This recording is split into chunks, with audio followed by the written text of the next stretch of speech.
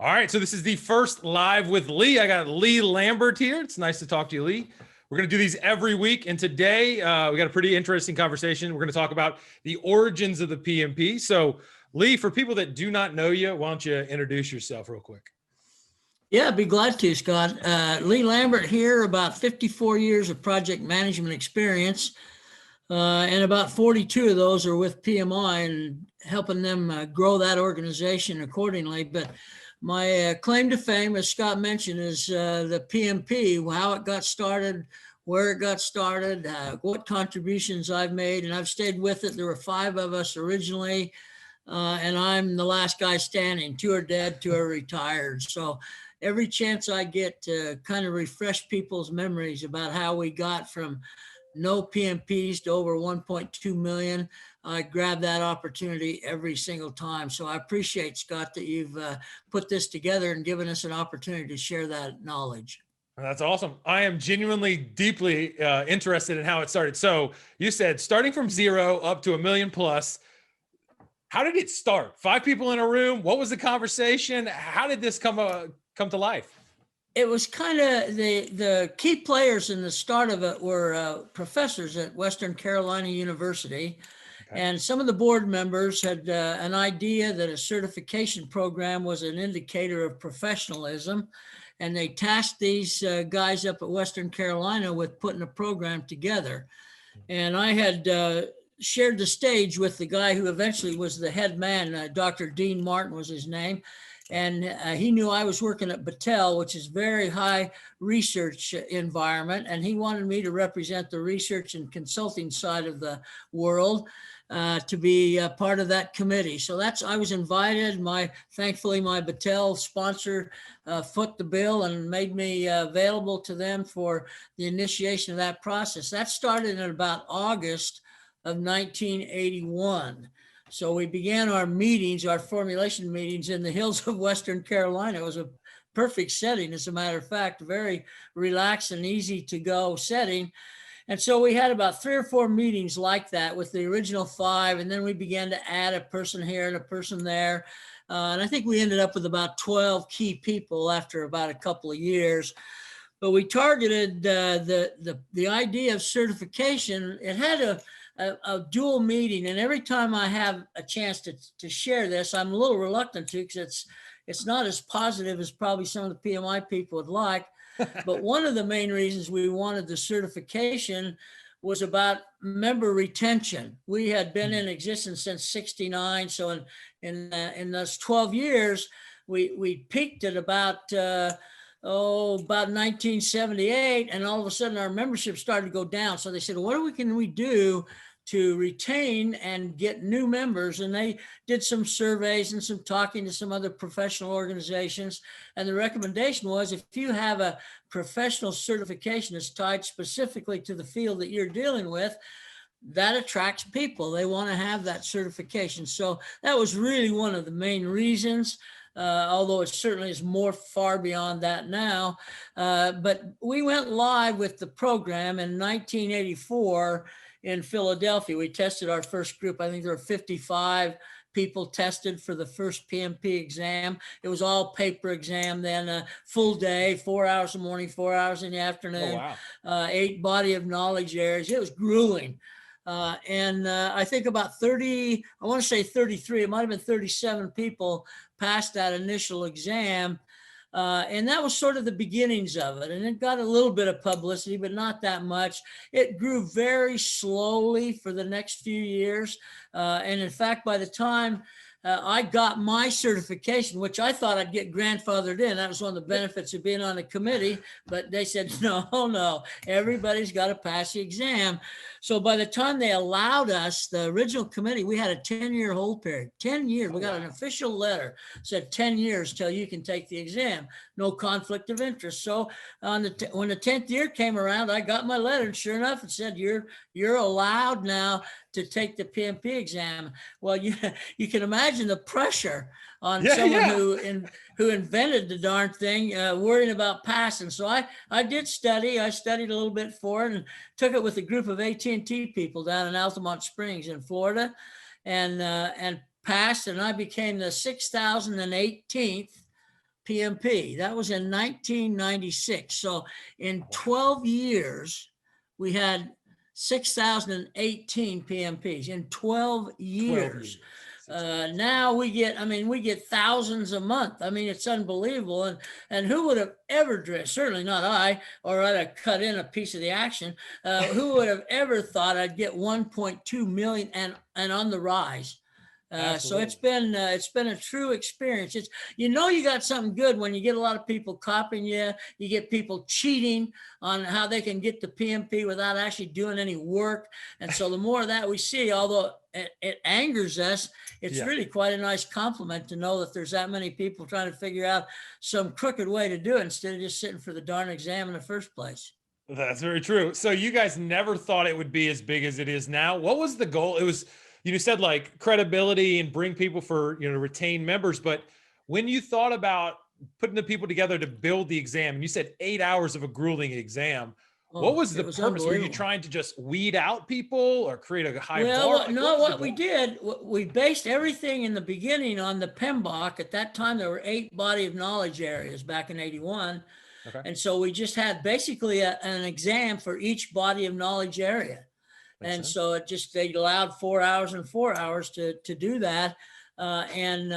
It was, as tests go, it certainly wasn't brain surgery, but it tested your knowledge and understanding of the PMBOK and got plenty of people. Now, granted, we had no idea it was going to take off like it did. No, I mean, nobody in their wildest dream would have guessed that.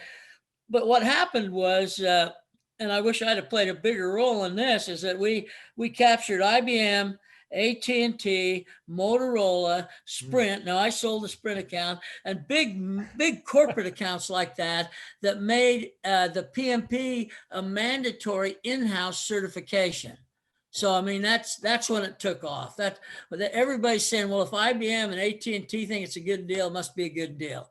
And so that's when it took off. When I sold a Sprint account, I think it was in probably 96, right after I got certified myself.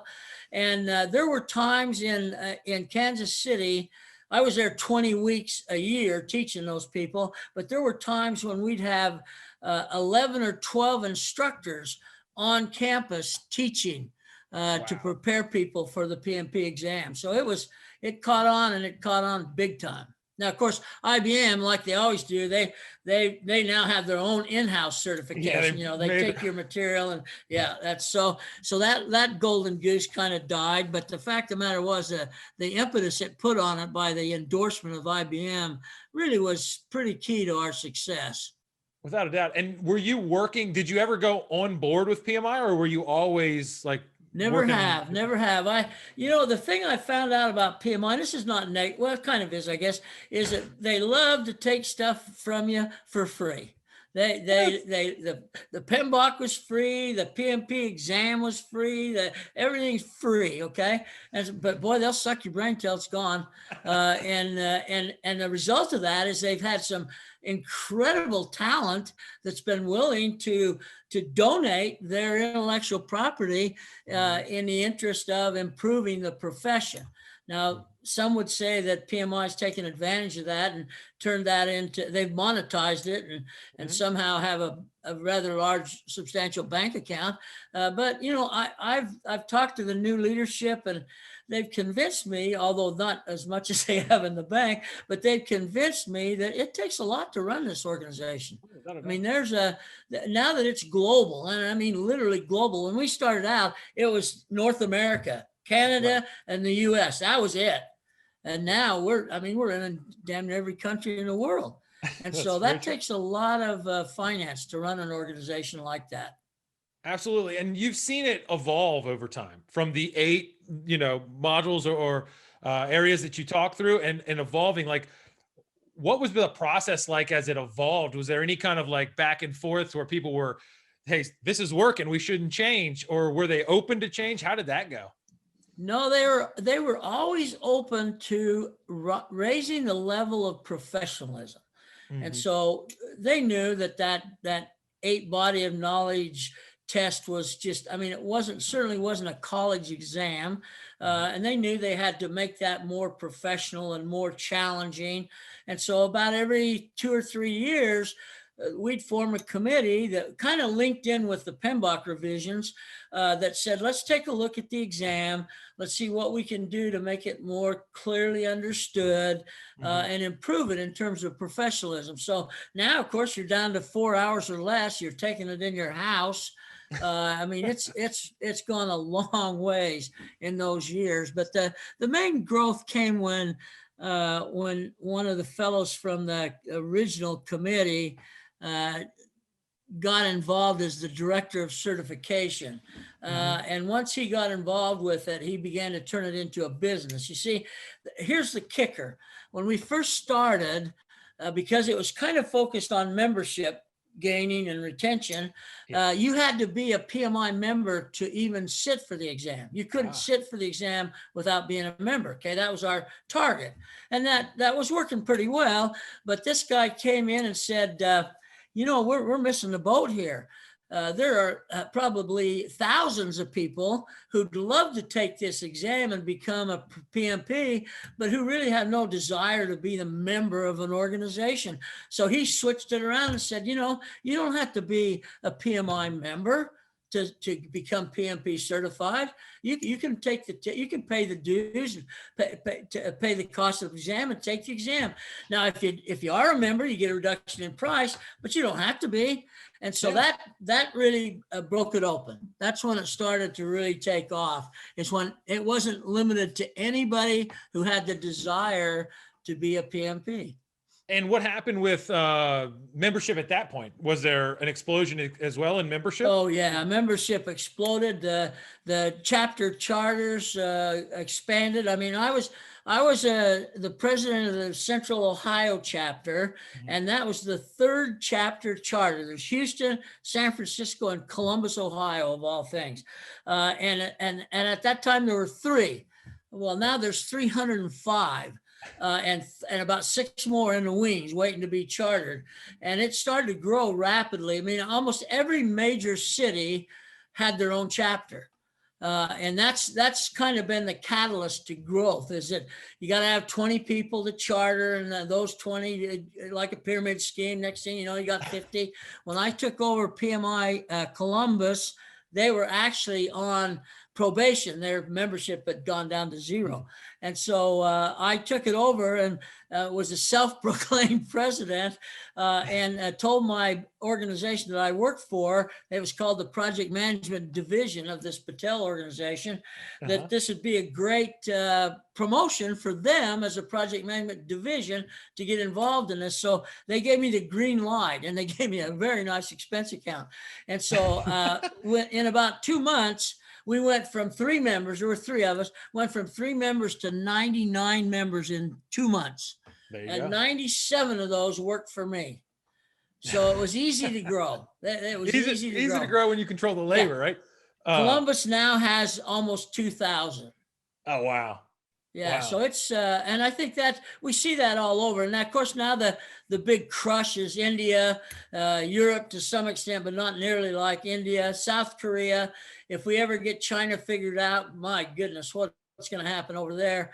So it's, I mean, it's so, the global aspect has really opened up some opportunities for a lot of people to get involved with project management.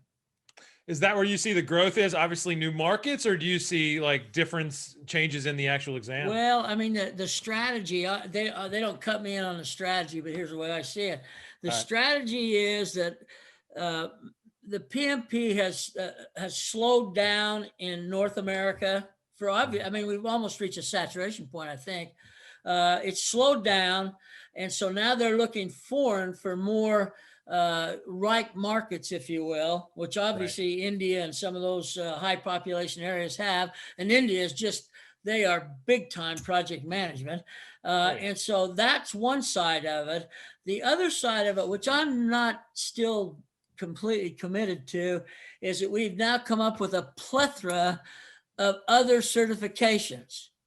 So, you know, maybe volume will make up the difference for the slow PMP in some areas, but I floated a LinkedIn thing last week about, what the hell's going on with all these certifications? Are they really advantageous? And I got almost 10,000 comments, and most of them were not negative, or most of them were not positive. Most of them were saying, come on, how many certificates? I mean, I've gotten business cards from a guy, and I got to turn it over to the back to get the rest of his certifications. And so the question is, pretty soon, do we reach a point where none of them mean anything? That's what my worry is.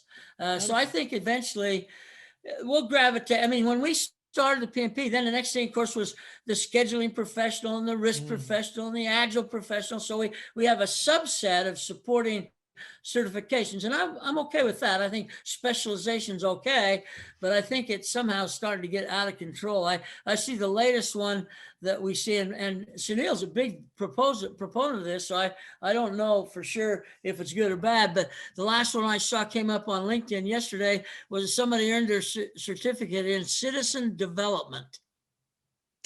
What the hell's that? I got to look into that. I don't know. Citizen development requires a certification. I don't know. We're going to take a look at that. But, the PMP is still the heart of the process, still the goose that lays the golden egg. So I think it's going to be around for a while. And I was going to ask that, like, as there's more competition in the market, in a sense, more certifications, Google has a thing going, like all these different areas. What do you think about the future of the PMP as far as like advancement and, relevancy and those things? Well, I think now the hiring people are starting to get it, that just having a PMP doesn't mean you're a good project manager. That doesn't say that at all. And publicity has kind of made it seem that way. In fact, we get criticized all the time for our advertising. Maybe it's a little bit skewed and maybe not exactly truthful.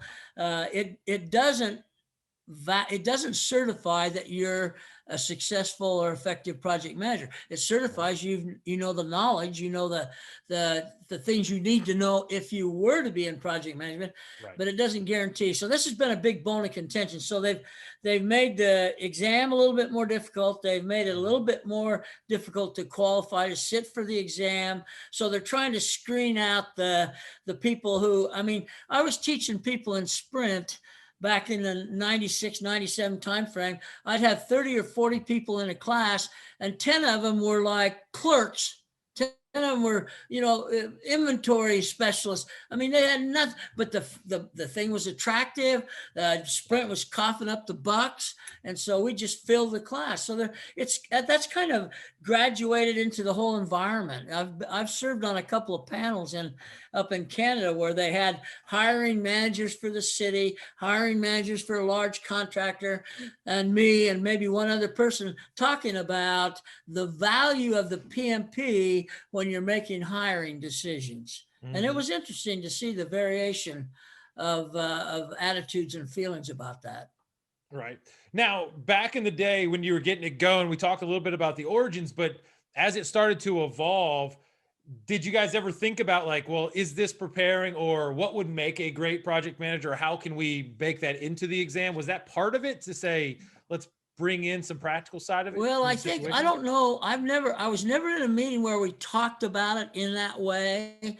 What we talked about is, can we create a way to confirm that an individual has the knowledge that would be necessary in the project management field? That was kind of the focus. Okay. I think part of the problem has been that in Europe and in other areas, the project management professional means something different than we intended it to mean. It means professional project manager, not project management professional. And I took that acronym was right out of my mouth because I thought it opened the market up to us more. Because instead of project management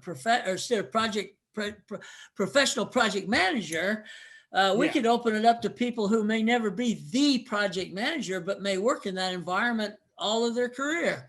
And so for them to be able to say, hey, I know this business. I understand it. I know the rules and how we do things. So that was sort of the way we went with it. After 2 days of lobbying, it was probably the most difficult thing I've ever done, is convince all of these people that professional project manager wasn't the way we wanted to go. But now, What were the arguments on the other side?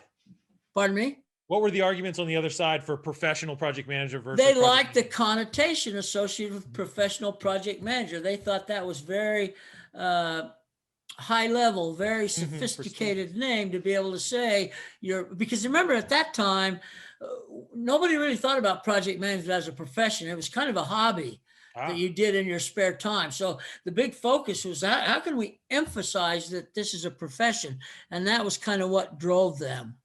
Do you think that's interesting? Do you think that by you guys establishing the certification, driving some standards and rigor toward it, helped influence the market to better define the project manager profession and job? Do you think those are related at all? Yeah, I think they're directly related. That's why these panels that I've served on, that's the question they're trying to answer is, okay, look, we got a cast of characters applying for jobs, and 7 of them have PMPs, 3 of them don't have PMPs. Do we just discard those 3?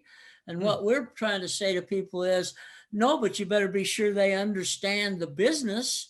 And up in Calgary, the city manager for hiring in Calgary said that she looks at the PMP, looks at their resume and the claim of a PMP as sort of a door opener. Right. But she decides how long they get to stay based on how they do. So, and I think that's what more and more people are gravitating to. Right. Yeah, I have some interviews later today for some developers, and they have all the certifications, all the things. But once we bring the IT manager in and myself, then the conversation starts whether they can swim or not. So yeah, exactly, and that's kind of what we're doing. Yeah, that's beautiful. And then kind of thinking through as you evolve, like you've seen different people you talked about earlier who kind of try to shortcut the process.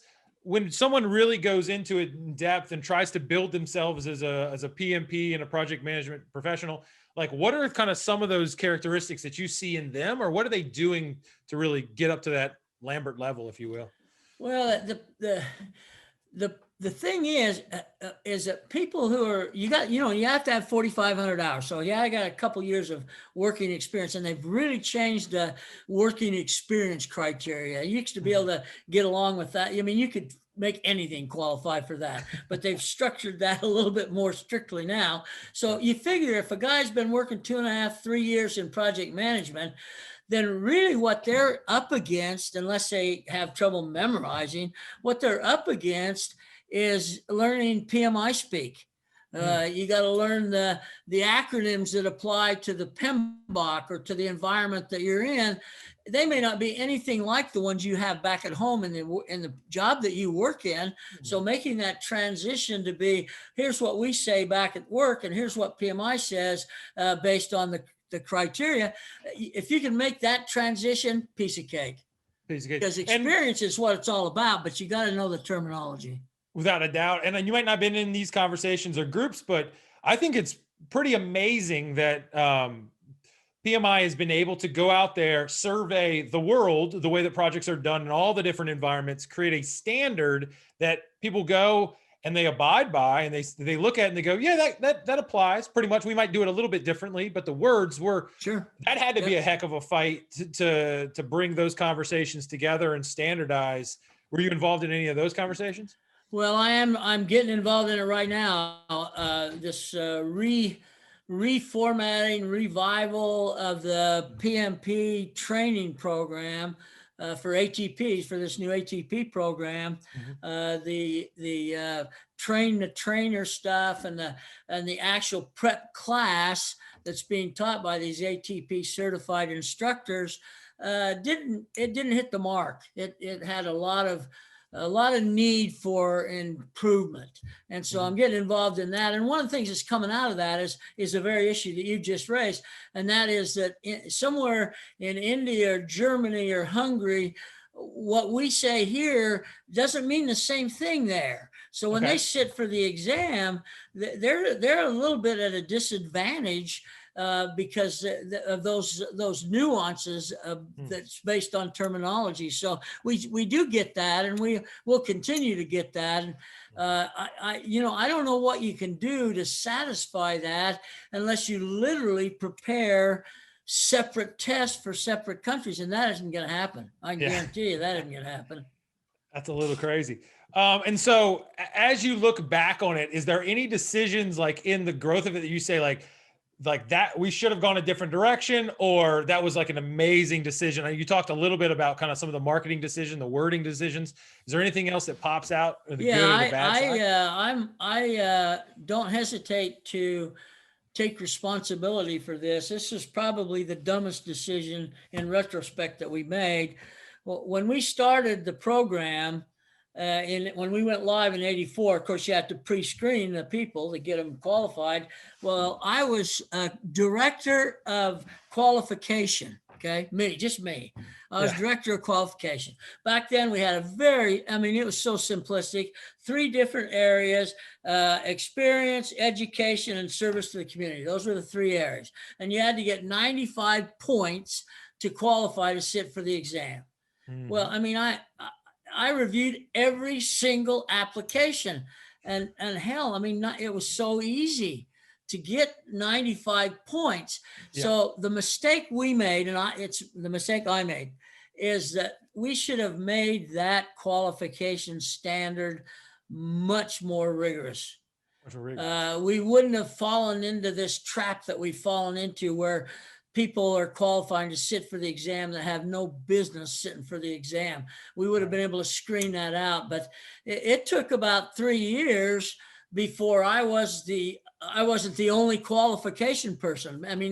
The growth was so slow that one person could screen all of those without any problem. And the other thing that I've always taken, and people laugh at, PMI people still laugh at me, is that I always thought, if they're going to sign the if they're going to sign the code of ethics, mm-hmm. they obviously don't lie about their education and their experience. Well, everybody at PMI laughs at me because they say, well, not quite that's not quite true. And so, we needed to screen those much more effectively, but it got out of control fast. Sure. And there wasn't much we could do to stop it after that. That's understandable. Now, we'll do another conversation later about the new exam and some of the evolutions. Sure. Positive and negative, not a big deal. We'll walk through it. But as you walk through here, I think we had an awesome conversation for 20 minutes. I just wanted to say thank you for what you guys did X number of years ago. I was 2 months old at the time. And so oh God, that hurt. It's all right. I think maybe 3. But I really, everybody out there, I think this has been extremely fascinating to learn about how it grows, because you guys were able to kind of harness like an engine, like something out there that existed, kind of standardize it. And, how amazing is it that it grew up to what it is. So we're all in, a lot of debt to you. So we really, really appreciate it, Lee. Well, let me give you one little passing shot before we close out. Appreciate it. I've made a suggestion, and I just want you to know so you can watch to see if it happens. I've made a suggestion that one thing we could do to enhance the continuous improvement of the PMP is to create I'm going to call it a senior level or an expert level, something that takes just the standard PMP and says, I'm not only good at that, I'm damn good at that. I think that would help solve some of these problems that we have with PMPs who aren't really PMPs. When I do speeches with PMP audiences, I did one in Greensboro once, and I had about 150 people. And I said, how many of you are PMPs? Well, everybody's hand shut up. I said, okay, how many of you work with PMPs who aren't? And you'd be shocked at the number of hands that went up. So, everybody knows. So we got to try to do something to strengthen that. You opened the door a little bit. So what would it be? Would it be the same kind of exam? Would it be a different model? Got any ideas? I think it'd have to be something more like they do for the PGMP, which is much more